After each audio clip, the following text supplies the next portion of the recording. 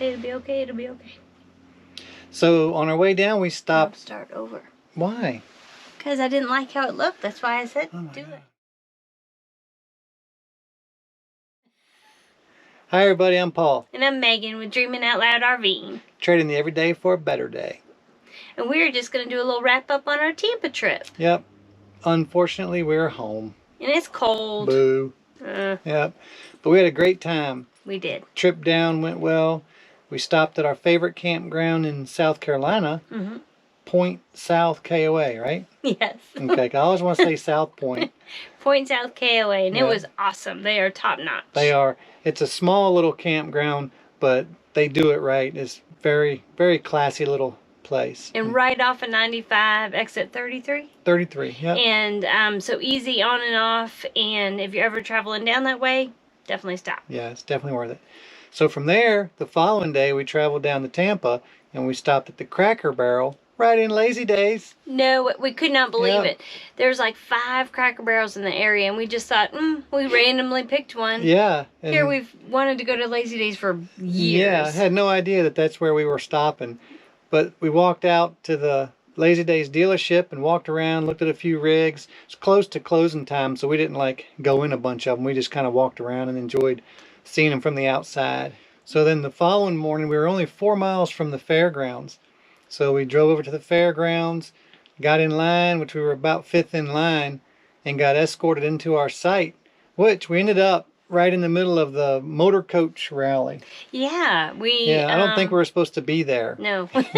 So they were doing all their events and everything, and there was this little old white panel van parked amongst all these big motor coaches. Well, and they just asked us, the volunteers, when we were parking, if we were with anyone else. And when we said no, they're like, okay, we're going to tuck you right here. Yeah. We're like, okay. Yep, so that worked out pretty well. Yeah.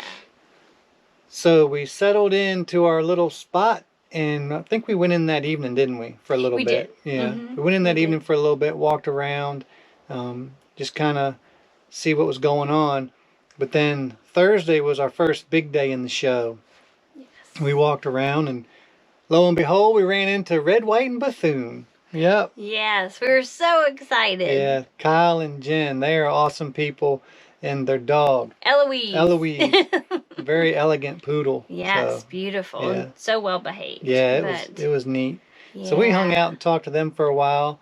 They're definitely people we could hang out with. Absolutely. I'd love to sit around a campfire with them. Unfortunately, it was kind of rainy several of the nights, so we couldn't sit out as much as we had wanted to, but definitely would love to hang out with them more. Yeah. So that was a lot of fun meeting them, and we saw them 2 or 3 times throughout the week and chatted and had a good time there. So after we ran into White Bethune, we were walking around in the expo hall. Yep. And at the big rigs. And of course, big expensive rigs, there was Michael and Shelly from Our Epic RV Adventure with Talon. Yeah, looking at the high dollar motorhomes. They were getting ready to do a tour. Yeah, they were just touring one. They weren't looking to buy, as far as we know. Never know. And if they are, more power to them. That was interesting meeting them. So it was real quick because they had the sales lady there. Yeah. And I don't know that she was really happy with us interrupting. We just rolled up on them, and I was just being my silly self. We ran into them later on. Yeah, we saw them later on. And that's when we were talking to them later on. Jerry from the Happy Place Diaries, his channel, he came up and we chatted with him, and we all kind of were hanging out. And then Steve from Avenger RV Adventure comes up, so we're all sitting there. I'm like, wow, this is pretty cool. It was like channels. A YouTube powwow. All these people that we followed that. Then Shelly's on the phone with Barbara from RV Underway. Yes. And they were over in the dry camping area, so we all roll over there on the Ricky and Barbara's site and hang out. That was so nice. Yeah. They let us tag along and come over and kind of bust up in their little get together, but that was awesome. Ricky didn't give up any of his rum, but maybe next time. Yeah, maybe next time. So we hung out there for an hour or so, and then we had to get back to the van because Queen Pebbles, she was in the van by herself. The world revolves around Pebbles. So we had to get back and check on Pebbles. Yeah. So we left RV Underway's campsite, told everybody we'd see him later. And on the way back through, I recognized a big old burgundy dually. And it's funny, I recognized people from their trucks. It was Harold's truck from One Strange Adventure. we stalked them. So we were walking past their fifth wheel 2 or 3 times. They were never there. And somebody had the idea maybe we should put one of our stickers on their door. Just to let them know we were there. Almost did, but then I thought, no, they might not. He didn't think it was a good idea. Yeah. And we didn't want to just invade their space, so. But anyway, we ended up meeting Harold. We didn't meet the rest of his family. He came over with Find Us Camping. They have a YouTube channel. And they came over to actually meet the dry campers who were working on the ProMaster. Yes, that was amazing. They didn't care about us, but we got to see them because they came over to see Mike and Leanna. Yeah. But Mike, that was a huge motivation for us to even go into Tampa. As Paul had been talking to the dry campers about doing some work in the van. Yes, just moving our battery box. Our battery box was out here in the living space. We wanted to move the batteries back underneath the basement area so we could open up our space, because the van's only a 136-inch wheelbase, so it's a short van, so we need all the space we can get. And we're just relocating and redoing stuff, so that'll be more to come. Right. So Mike and Leanna came and they spent 10 or 12 hours. Oh, it was amazing. I mean, really, they worked so hard. Yeah. Well, Mike worked hard. We hung out and laughed. We socialized hard. That's what we did. It was so much fun, though. It was truly so comfortable. It was like we had known them for ages. It was awesome, and they did amazing work. Oh my gosh!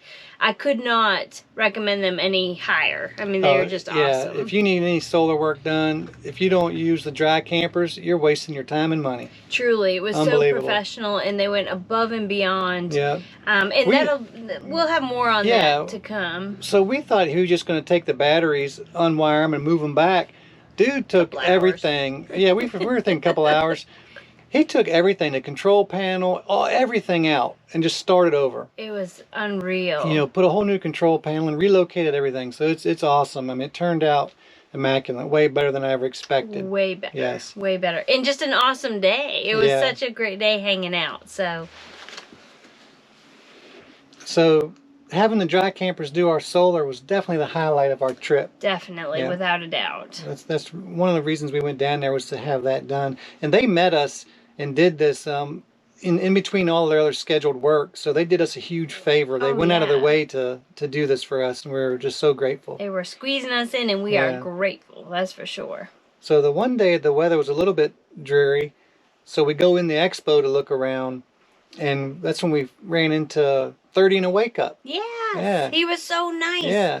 Oh my goodness, came over, gave us a little shout out. Yeah, very nice. Stopped and talked to us, and gave us little people some time. Very humble. It was nice to see, really. Yeah, and that was on our way over to see Wayward Waggs. Mm-hmm. They were at a booth, and they are awesome. Dustin and Leslie, my goodness.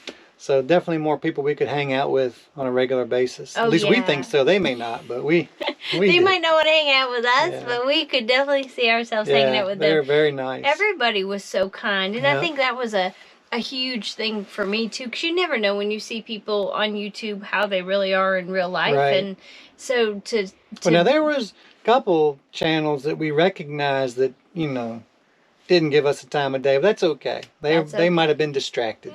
But we also met a really nice couple, speaking of nice people. Yes.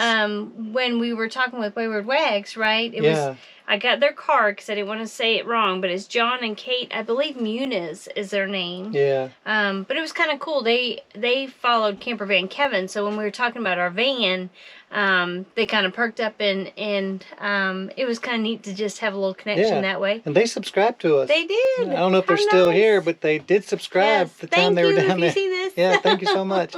You guys are awesome. Yeah, they were very, very kind, very nice, and helped take pictures and things.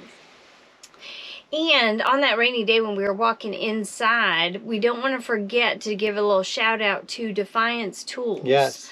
We got a cool goodie bag when we came in, and in it had this bottle opener that was like, it was really rugged. It was like heavy. It was heavy. It was like a nice bottle opener. Yeah. So we thought, well, we're going to go find their booth. And we went in and just really, we'll link them below, or we'll put a picture up of the postcard they gave us, but they're fellow van lifers.